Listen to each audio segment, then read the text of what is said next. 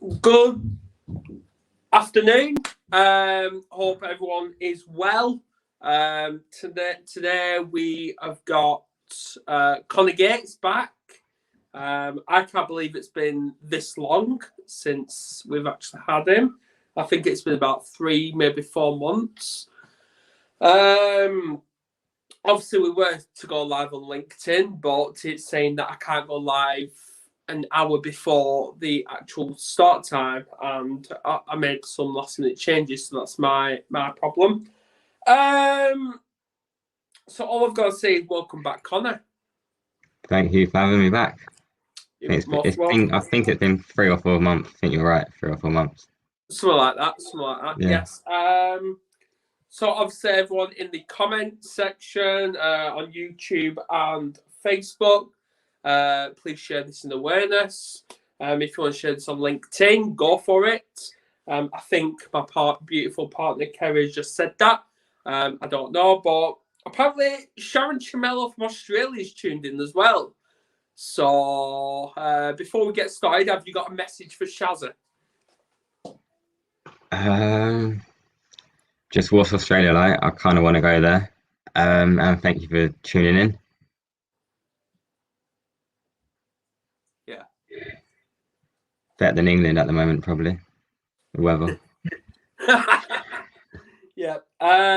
Yeah. So, I don't know where she's tuning in on. I don't know whether it's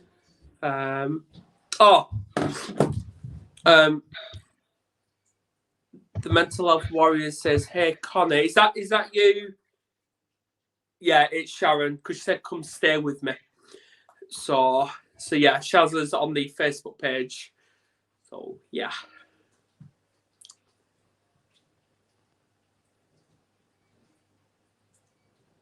Was she on Facebook page? Yeah.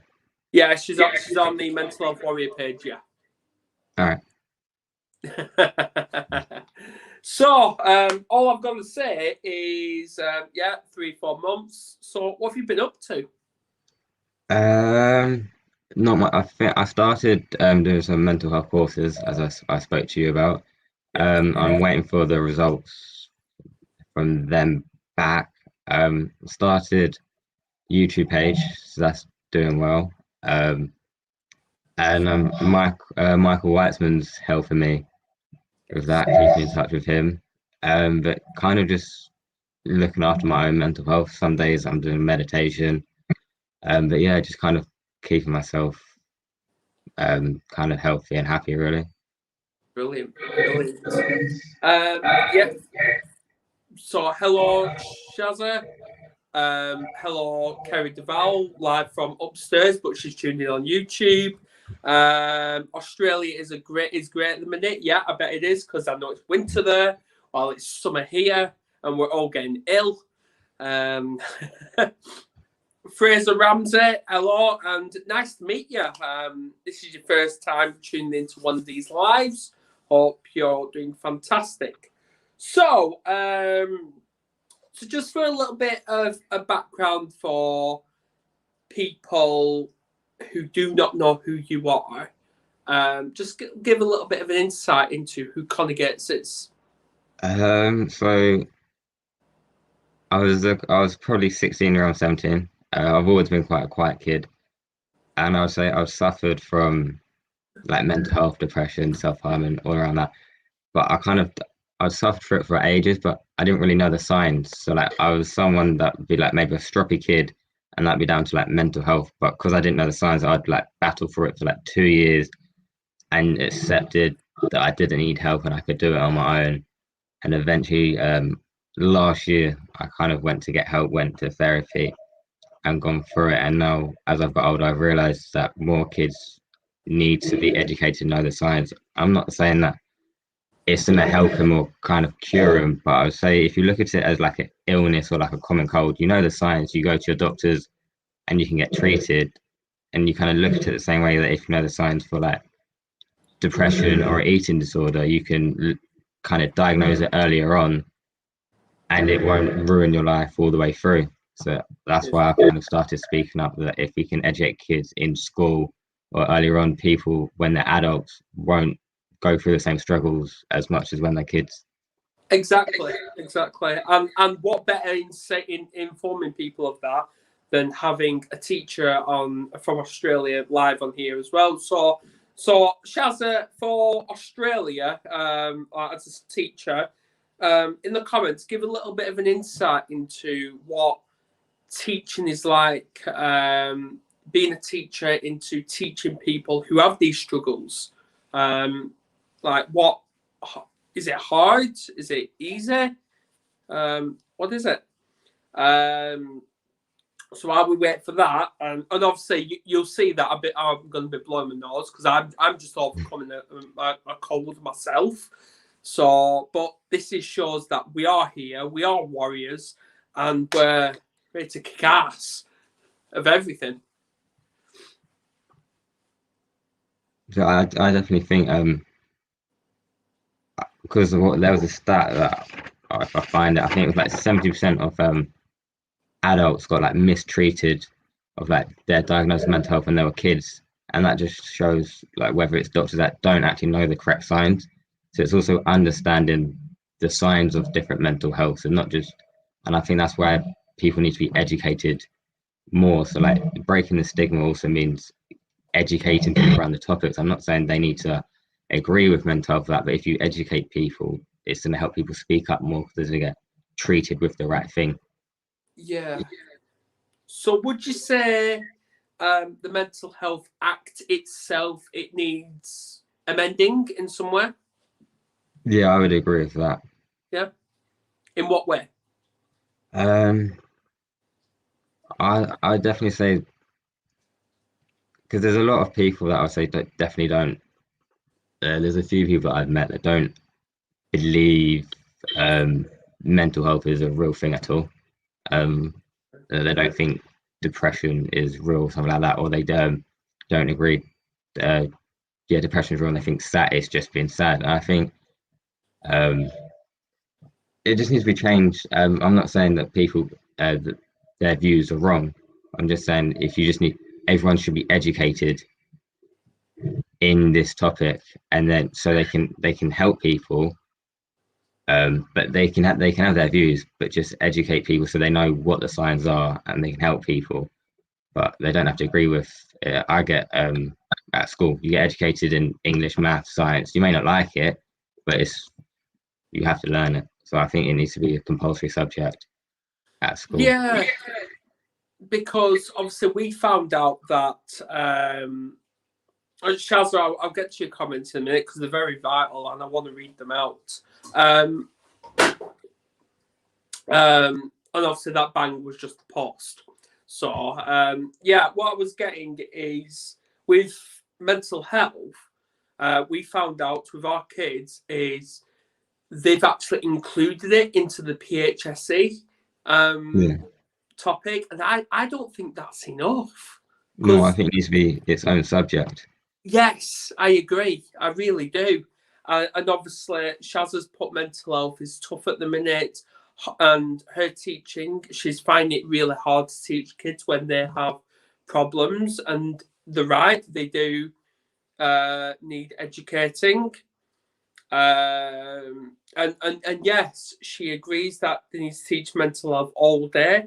If she would teach mental health all day if they let her, because it's so important. Yes, it is. Absolutely. It needs to have its own topic, like away from maths, English, science, RE, history, just stuff like that. It needs to have its own agenda. Because there's so much to talk about. There's different branches you can talk about. It needs to have its own topic. There's a lot of it. I didn't like maths at school. I didn't like other subjects. So if it can have its own topics, I think 5 or 10 minutes in the morning, afternoon isn't enough for kids to fully understand the in-depth of stuff that they need to learn. I agree because, like, obviously, my 9-year-old, he doesn't know about mental health, but he knows it exists. The kids know it exists. But if we say, like, talk like when we was 8 or 9 years old, if someone mentioned mental health to us, they're like, what's that? Yeah, I didn't know it existed. Exactly. I only learned it through social media, or like there were celebrities that I liked and they were talking about it. but there was no mention of it at school. I didn't really know anything about it. It was so like it was a taboo subject that I only learned through social media. Yeah. Yeah, absolutely. So, at what age would you think it's right to start teaching about mental health? At what age? I'd say year 7 maybe. Year 7. Like you could do the early stuff and then maybe as they go on. See, in my view, I would say possible year 5, year 6 level. Why I say that? Because obviously the highest percentage of self-harm and depression and even anxiety are in the early teenagers at like 12, 13, 14 years old. So if we do it then, as early as possible, like you said, absolutely. And I know Kerry's on here somewhere. I think she's just listening in. I really haven't got a clue, but I know she'll put her views across when it comes. But yeah, it's how do I say this? They want to push. They want to push things like. Obviously, I'm not trying to like be a burden on teachers here because I know they're just doing the jobs and they're stressed out as it is. But they're trying to push things like maths, English, school curriculums, and even like sex education and stuff like that onto kids. Now we got an email a few weeks ago from our kids' school that they want to teach our 9-year-old about sex education, and it's like you want to push that, but you want to hold the mental health away. It's like it's. Yeah, like I think some priorities. Yeah, some schools are great, and then some schools are be nice but terrible. And that's me being nice. Like the schools I went to were, I think in year 6 we had one lesson on sex education, and then my secondary school never done it, and then that was it. But I think if they're gonna do mental health, I think you bring someone in. You don't get the teachers already there to do it. You either bring someone in to do it for like whenever they want to do it, or you hire like you get Sharon or someone who's specialized in it to have them in the school 24/7 to obviously teach it. But you can't rely on the teachers because for one they've got too much going on, and two they're not going to be qualified. Yeah, this is why me and Kerry we're actually currently doing the Understanding Children and Young People's Mental Health Awareness course of level 2. And we believe once we have got that qualification, because I'm only 1, maybe 2 units away from having that qualification, because there were 5 units, and I've already completed the first 3. I believe once we've got that, and then we've obviously got the CRB and the safeguarding stuff like that. Our mission and our aim is to get into these schools, mainly secondary schools, and actually hold workshops in classrooms and talk about mental health. Get the kids talking today about how they feel, what's on their mind, because not many people have actually realised that life starts with our mindset. Yeah. And not many people realise that.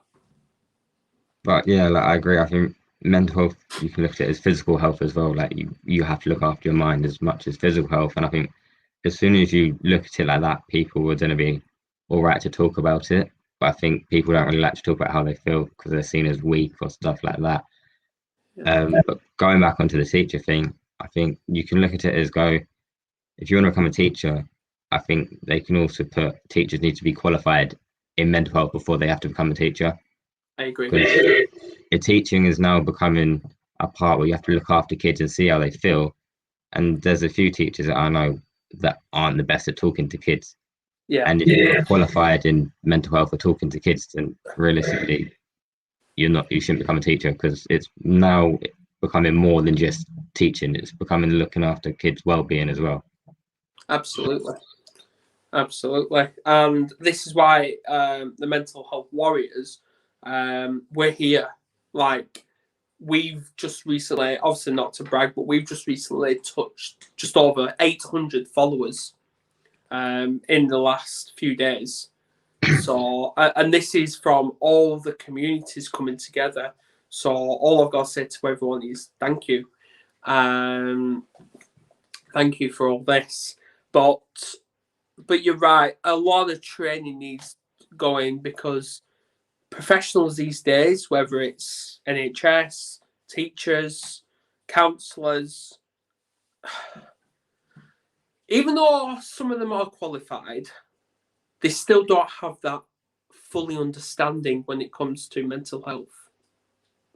No, they so like my therapy worked in the stuff in like the self-harm and that, but a lot of them, they kind of talk about their issues. So when I went, she was more kind of helping my issues, but telling her issues instead of understanding mine, if that makes sense.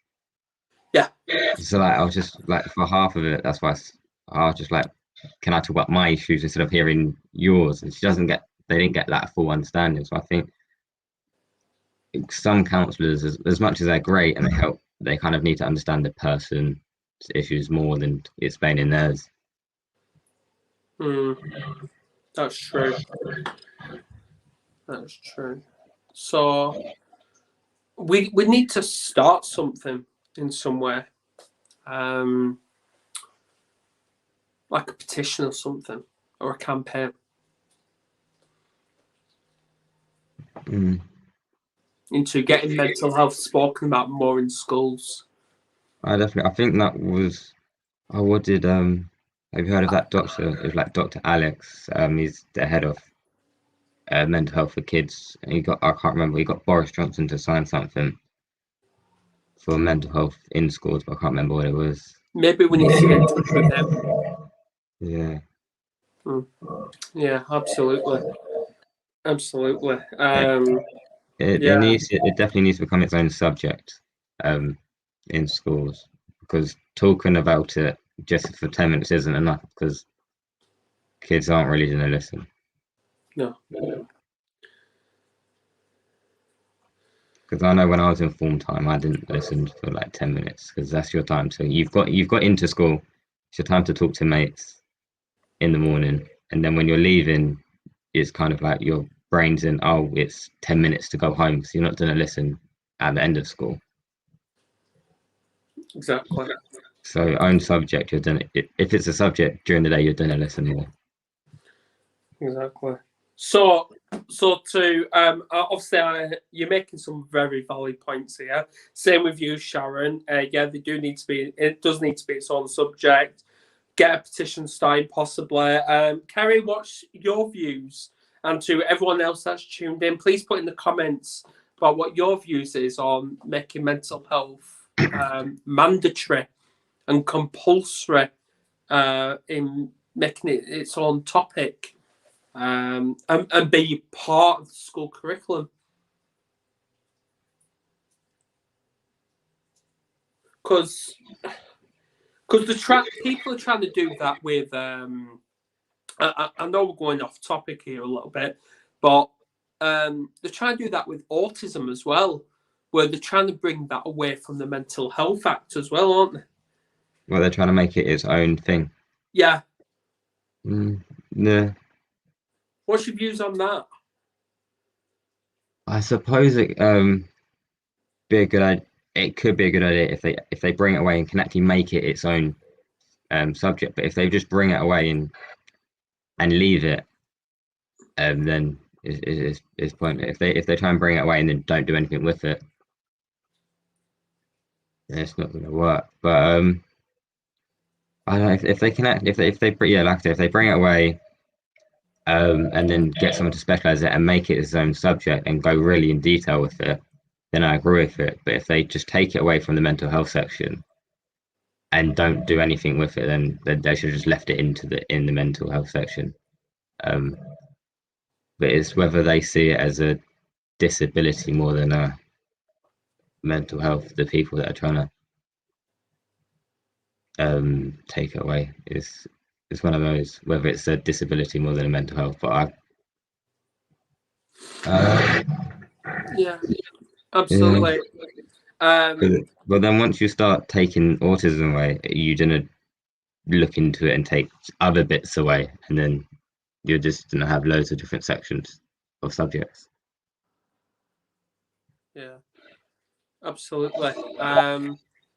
And obviously there's some other comments, valid points.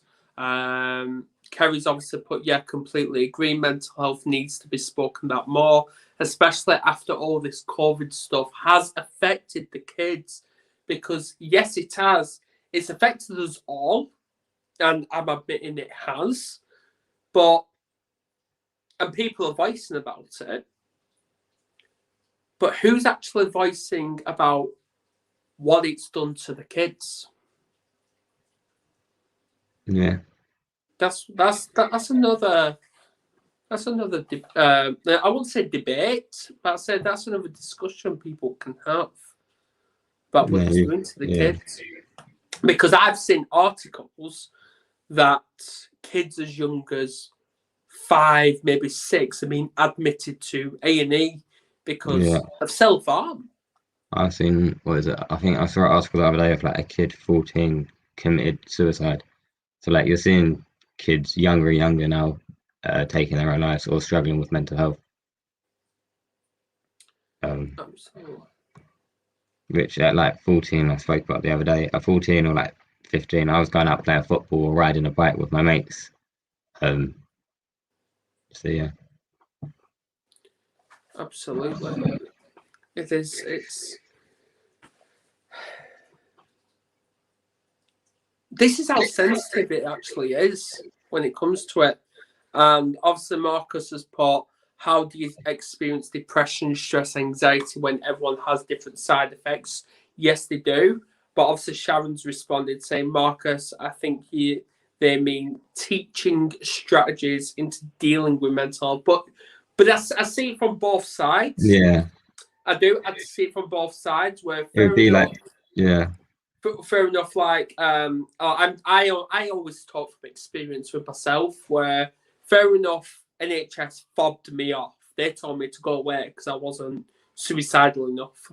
But that doesn't mean they won't help anyone else. That's not what I'm standing here and saying. But I believe professionals, counsellors, and all that, yeah, they've got the knowledge, they've got the expertise, they've got the qualifications into coaching people, into helping those people. But I believe if someone goes into these schools that has that knowledge and got that experience because they've been there in that situation, I think that'll be better. Yeah, so Marcus, what you said, I think you can teach mental health if you haven't experienced it. You can kind of teach signs of what can happen, of like signs of anxiety, depression, all that. But experience would be better because you know what it's like to go through it, and you can kind of relate to maybe what the kids have gone through or what they might go through. So I think the aim, if you did send people into schools, is you would try and get people with experience, or maybe we've had a bit of experience. Like if Alden went into schools, he's got experience, so he can relate to the kids of certain stuff. But you can teach mental health if you haven't had experience. It's just strategies of coping mechanisms or signs, because therapy counselors, I can guarantee most of them probably haven't gone through mental health, but they can still tell you of strategies and signs of what to do. So like meditation, going for walks, exercise. It's just things to stimulate your body to take your mind off what you want to do. But yeah, I can see both sides. I agree with you. Yeah, I can see both sides as well. Before we actually move on, Kerry Duval, I need the phone charger for this phone. So would you be able to please be a darling and bring it down for me, please? So if she's still listening. If not, then I have to shout upstairs because she's literally just above me. So yeah, I don't know. Yeah, she's listening. So, but yeah, it's. Hang on, we'll just pause for a minute.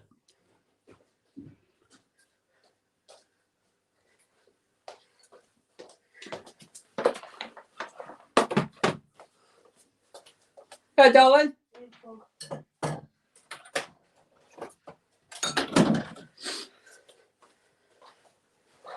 Hang on, I'll just plug in here.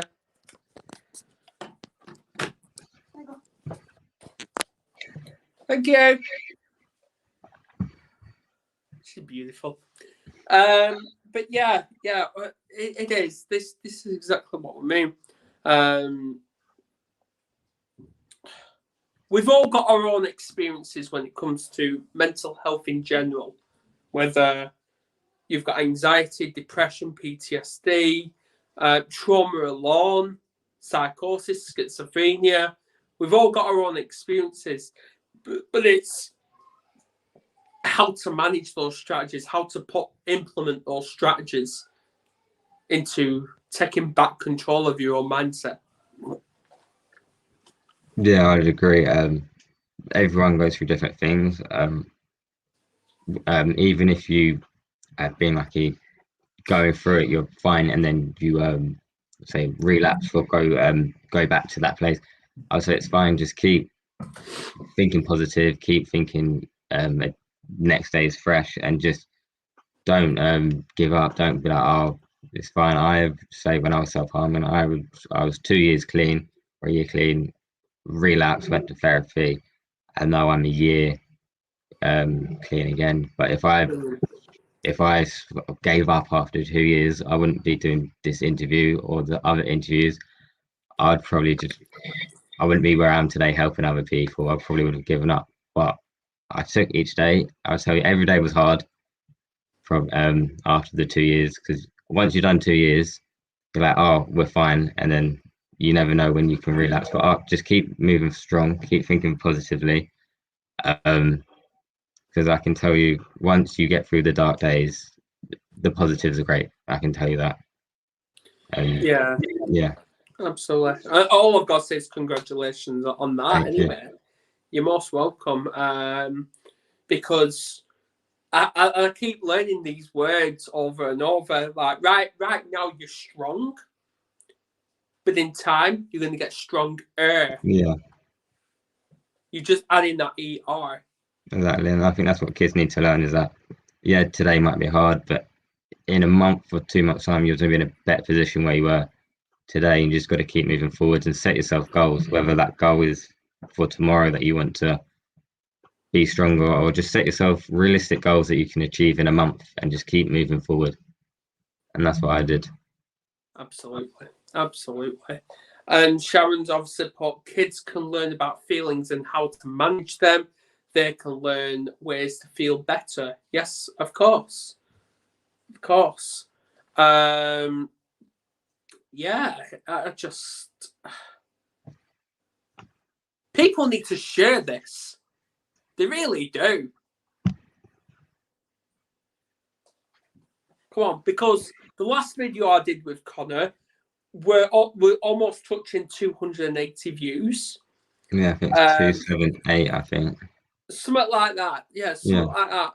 I'm sure this video can beat that. Okay, that. well, share it as many times as we can. Yeah, share it as many times as you can. Kerry, Sharon, everyone else that's going to be tuning in this now, tuning in on a replay. Let's just get this shared. Yeah, Kerry's put congratulations. Connor, Sharon's put great interview, guys, great points. Connor, Kerry's also put Connor can be our young warrior. Sharon, thank you for sharing the hell out of this. Same with you, Kerry. Same with everyone else. Now, so you're how old again? 19. 19. Now, if you say in 10 years' time, let's just pick on 10 years' time. 10 years. If you came across someone and you resonated with that person that is 19 as well. That person's 19. What piece of advice would you actually say to that person? Who was in the same similar situation to where you are, self-harming, everything? I'll tell him keep good people around him. So that's what I did. I would say think really hard who was with you when you were, let's call it rock bottom, at your lowest of points. Keep them around you. Obviously keep your other people around you, but make sure they're your core people around you because they're the ones that cared for you when you were the lowest. Go talk to people, get help. But honestly, just keep doing what you're doing. Don't give up, and things will get better in time. So obviously get help, but just keep moving forward, and eventually you will see your days get better. But just keep doing what you're doing, keep moving forward, and you'll get better. Because I've done that. I kept doing what I was doing, and then one day in my head it switched that I needed to get help. So I didn't give up, but I didn't go, oh, I'm going to get help. I just kept doing what I was doing, kept going to school, kept good people around me. And then eventually I realized, oh, yeah, I need to get help. But I just kept doing what I enjoyed, kept the main people around me. And I just kept moving forward. Absolutely. Absolutely. Great piece of advice. And obviously, I'll pick on the sports because obviously we spoke about that before we came on. Obviously, you're in the sporting world. There was a footballer called Marcus Maddison. He was forced to recently retire due to his mental health difficulties. Also, I don't know if you saw that. No, I didn't. Yeah, I'll send you the link. I'll send you the link. But yeah, he was forced to retire at the age, I think it was 26. Still really young as well. Yeah, due to his mental health difficulties. So this is what I mean. Mental health can affect anyone at any age, at any time. That's how unpredictable it really is. But all we can do is, like Connor says, keep people close by, implement those right strategies, keep a positive mindset, and there you go. We've cracked it. I won't say we beat it, but we've cracked it. Yeah. So all I've got to say is thank you to everyone tuned in today. I can say tonight because I'm looking at Sharon's comment because it is night time where she is. I think it's past her bedtime. I really don't know. She'll shout at me for that. But yeah, thanks for coming on, Connor Young Warrior. That's not what I'm going to call you for now on. Thank you. You're most welcome. I'm going to end this now. Please tune in tonight, 8 p.m, when not me, but Kerry Duval will be coming on her own, interviewing J.R. Reid. He has got autism. He's the disability warrior. And all I've got to say is please share the hell out of this in awareness. And bye for now.